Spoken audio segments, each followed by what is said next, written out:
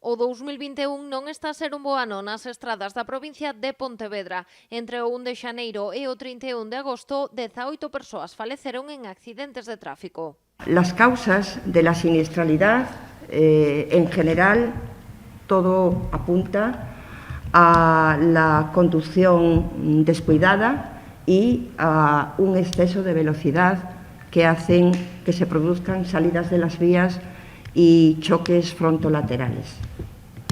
Repito que el objetivo es 0 víctimas mortales, 0 muertos y reducir al máximo la siniestralidad. O mes de xuño foi especialmente tráxico. Rexistráronse 6 accidentes con 9 vítimas mortais, entre eles o que se produciu o día 2 na Nacional 640 en Caldas, con 3 falecidos de entre 18 e 24 anos. En xullo e agosto, pola súa banda, baixou a mortandade nas estradas. Durante el periodo de verano, los 2 meses de julio y agosto, los datos no son malos, porque descendió respecto al pasado año un 66% el número de fallecidos, porque pasamos de 9 víctimas mortales en 2020 a solo 3 en el mismo periodo de julio y agosto.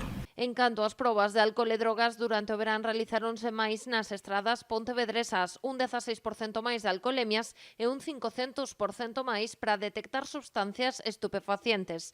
Pola contra, baixou o número de positivos, o 2% na alcoholemia e o 39% no drogotest. Son datos preocupantes que nos hacen seguir insistiendo en un llamamiento a la población para que cuando se pongan al volante lo hagan con 0 alcohol y con 0 drogas.